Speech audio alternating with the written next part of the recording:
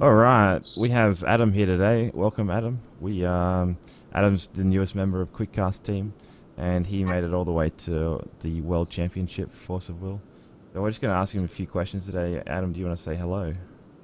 G'day everyone and everyone who's watching. Great. And So, where did you earn your invite, and was it sponsored? so I earned my invite at Sydney GP. It was the last one.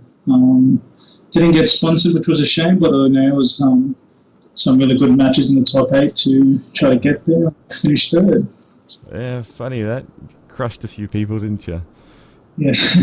What did you end up taking to Sydney GP, and what did you take to the World Championship? So Sydney GP, I took Prisia. Very like the style of aggro. It sort of suits my style coming from a car gig, and I stuck with almost the same list to Worlds with a couple of little tweaks here and there, and I think it worked out pretty well. So, looking at the list on the side here, we've got four Gale Forces, four Lightning Strikes, along with three Melpies, and World Trees Guardian. Yep. What was your game plan going to the GP? How did you feel like you predicted the meta, and like some of these cards are like very specific, like the four Gale Forces. So, how did you come to that idea? Well, the four Gale Forces, I wasn't a big fan, but after a lot of testing with my team, which is Quickcast TCG, we all had an input at the end there when we were trying to finalise the deck. And being a Prisia player, it's very hard to fit Gale Force in the main to make it still a really good deck to run. So Yeah, trying to cut some cards to fit that in, and I think we made the right choice after testing. It really, really worked, and we predicted the meta to be Fox and as well as Prisia, so there wasn't going to be a dead card in any of the games really. So that's that's where right. that came. Yeah, so going into it, you knew that was going to be Fox, and Prissy doesn't normally have a good matchup against Fox, so you decided to main board basically the four Gale Forces and then side into four Christies. Yeah, so that's your strategy against the meta, really. Yeah, that's right. That's 100% right. And Gale Force was a good card against Sylvia's, or Prisia, I mean, as well at the same time. If you get the first flyer, you're on Yeah, tops. yeah, It works. Well. yeah. Picking up because you went, what was it, 2-0, 2-0, 2-0 in Swiss, and then a draw. So it really closed out game one, having those four Gale Forces main board, didn't it? Yeah, 100%. Not wrong there. And also round three, it was a big bonus by that's against Fox. So Yeah, it was almost MVP to be honest. yeah, That card, yeah. I thought it really worked to what we hoped it would go in the middle. Yeah. So what were some methods of practice you used for other rulers? Like, obviously you didn't just practice against Fox or just Prissy. What were some methods you used to practice against Fox and stuff?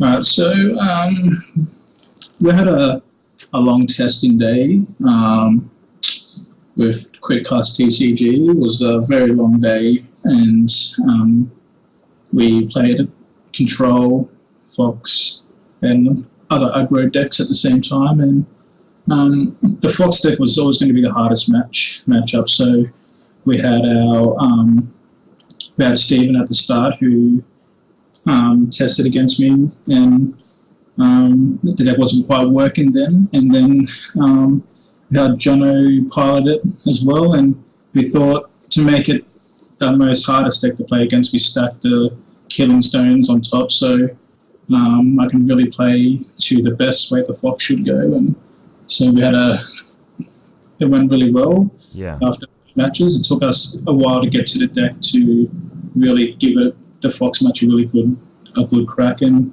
once we got to that, to finalise my deck there against that matchup, even with the first one, Killing Stone, really very prepared to play on. Yeah, so I was stacking the Killing Stone, so it made it as hard as possible for you, yeah? 100%. So that's the biggest fear is the first Killing Stone, and you have to be ready for that, like mentally as well, because most people just break down when they see that. So Yeah, they tilt as soon as they first turn one killing stone, so it's kind of like normalizing it for you. Like you yeah, expect that now. yeah, Yeah. 100%, 100%. So I wasn't going to tilt if I did see turn one or double killing stone, because I knew that after practicing with the group, I was ready for that. Yeah, you knew the order that you needed to play. So one of the other cards that kind of highlight to me is World Tree Protectors. Guardian, sorry, World Tree Guardian. You ran that as 2 of. What was the thinking behind running that card? The thinking of that was the control players. Right. So the longer the game goes against a control player, being a Prissia deck, where you don't have that much draw functions, well, in my deck I don't have that much. Yeah. Every card needs an answer. So I thought, if I get that card in a fifth turn, sixth turn, it's going to win me the match on race, because Yeah. just playing it and before blocks, you can really pump it Yeah. to hit face and finish them off, of course. And it's not too bad in a turn one against another mirror match even. Right. Probably didn't work the best with the Fox though. Yeah, that's fine. Because you're so hard teched for Fox anyway, that you have some space for mirrors and whatnot. So it provides a little bit of mana sink too. Like before recovery, I've got mana open. I'm just going to sink it all into this guy. Was there ever a point where you did that, where it like closed out the game quickly for you? 100%, and it worked at the best time was against the mirror in round two, where I had him in my hand, and it was either I'm going to kill him with this or my ruler. Yeah. So it worked out the way we were hoping it was going to work out with all the tests. Yeah, well, you just pump it up. Like it's equivalent to a triple rapid growth, or like a double rapid growth. Yeah, by the time exactly. you start to stack it. So that seems pretty good.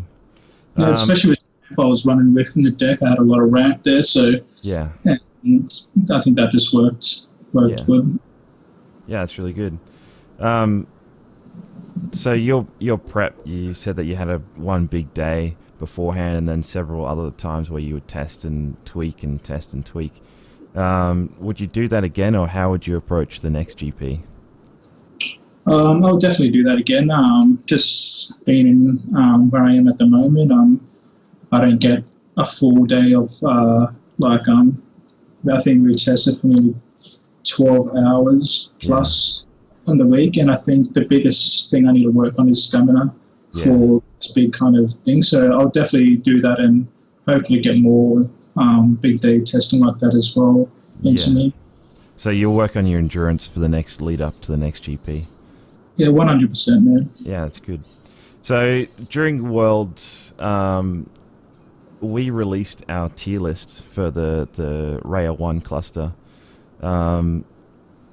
Did you follow that as a guideline during the draft?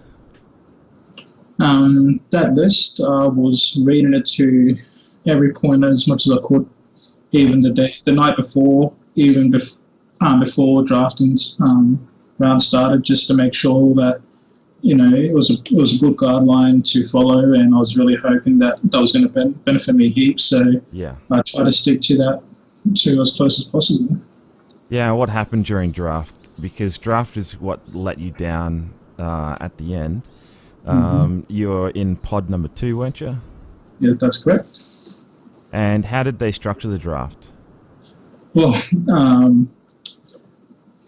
we all were hoping that was going to boost the packs, and as we sat down and realised that's not what we weren't getting. We're getting pre-made packs for drafting, which were like in a black little sealed bag, and they're already pre-made. So I think everyone was really spun out by that when we first opened it, and threw us out a bit. We didn't see many of the cards.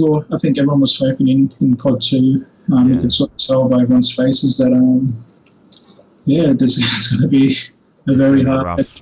Very hard.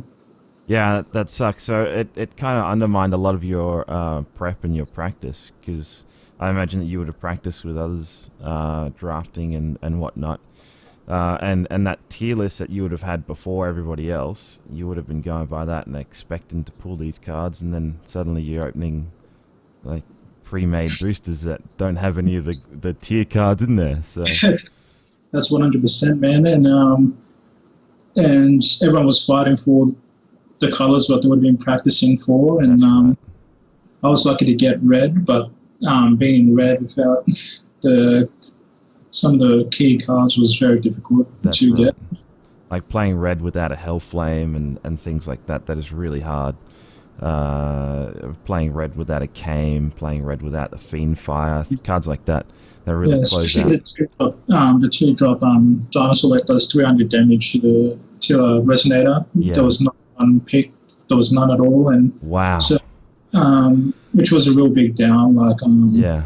So there was some really good combo cards, but went with red, and I just got stuck with some very expensive red ones, which was a shame because I sort of knew when I was putting it together I was going to be more of a late game red deck, which sort of sucked for me. Yeah, that's pretty rough. So would you follow the tier list closer if there were booster packs? Like, if there were booster packs, you'd be able to follow that and then stick similar to that. Do you think that would have helped and worked out better for you? Yeah, 100%, man. I was very comfortable if it was booster packs. I knew there was heaps of different options I could have went down. Yeah. So yeah, that guideline, even if they'd done it the same way, I'll still go through that guideline and just make sure, being an aggro player, I don't just try to go for the aggro colours next time. That's right. Yeah. So do you feel like you're punished in a way for practicing drafting a lot, and coming up with theories and strategies to only just have all that undone? Do you feel like it was a bit hard done by or a bit bad? 100%, man. There would have been a lot of people who would have, spent a lot of money into drafting to make sure they get themselves to a very comfortable stage to draft out of packs, of course. And yeah, I'm not going to say I feel hard done by. I can see why they've done it this way, I guess. Yeah. But it did throw off a lot of people. Well, I think so. Going by myself, yeah, I think, and other people's points of views on that day were on the same boat. So look, what happened, but it really makes me think that maybe got to look in a different kind of area or practice a different line of drafting just in case they do that again. Yeah, that's fine. So it might alter the strategy on approaching these kind of tournaments then. So while what we did and what you did leading up to this was good if boosters were used, we didn't have a plan or a strategy for if boosters weren't used. So I guess we need to think about that next time, eh? Yeah, 100%. But that's off guard, so it is what it is. And yeah, so how do you improve from here? Like, you crushed it during Swiss, and then struggled through draft because it wasn't what we practiced. So how do you improve as a player? Like you said, stamina before, but do you think heading into different archetypes will do you good as an aggro player? So that's a fair point. I'm always an aggro player, but maybe looking towards even playing some sort of other style decks, which I thought I was comfortable with, but probably not understanding to which card would suit best picked at the time. And it's very hard for me to not look at aggro as being an aggro player. So I'm definitely going to have to practice maybe trying to draft and pick cards myself and with the team, hopefully, and just take all those cards out and see what I pull out of, I guess. So I'll definitely look at talking to the team about doing hand-picked drafts just to have a lot of prep on it without any power cards. So that's true. Yeah, it's very hard for me because I'm not a big draft fan, and but drafting, if that's what's going to happen, I'm going to have to really think about drafting. Yeah, and adapt to it. That's cool. That's correct. Yeah. So now that we're out of competitive season, what are you looking to play? What's the jank on the mind? The jank on the mind. Do I want to share my jank on the mic? Yeah, come on now. We got rare cluster. We got those rare playmats to play for. I want to hear your jank. All right. So my jank at the moment would almost be I'm looking at a zero jank, but also maybe a Pressia jank with a 5-drop Pressia instead of. Still want to win, right? I still want to win, and I think zero's got some, some good matchups. But there's things like the Fox, which is always going to be an issue with zero, but jank, I love Pressia, man, and if I'm going to try to do any crazy jank, it's probably going to have to be with Pressia. So yeah, that's cool. Have a look what I can do. Yeah, no worries. So, competitive season, we may have 4 GPs. Do you think you'll get to each of those GPs next year? That's the plan, man. I'm hoping to make every GP, depending when the dates are, of course. Even if I somehow get an invite, I'll still try to go to the other GPs and just to get my game on, make sure it's all there. And good experience, of course, meeting other players and stuff like that. But yeah, I'll definitely try to get all the GPs if I can. Yeah, no worries. All right, well, that's it. That's all my questions done. Thank you very much, Adam, for sitting down with me and having a chat. Appreciate it. Thank you. All right, you can check out more info on our Facebook, Quickcast TCG. If you check that out, you can have a look at all of our lists and set reviews. I'm going to be doing a set review. In which case I'll be looking at 1 month after our set review, in case of if any ratings change, and then I'll look at it again 1 month after again. So we have Raya 1 come out 1 month, I'll review, and then 2 months I'll review. So look for that and have a look. Follow us over on Facebook and let us know what you think. Cheers.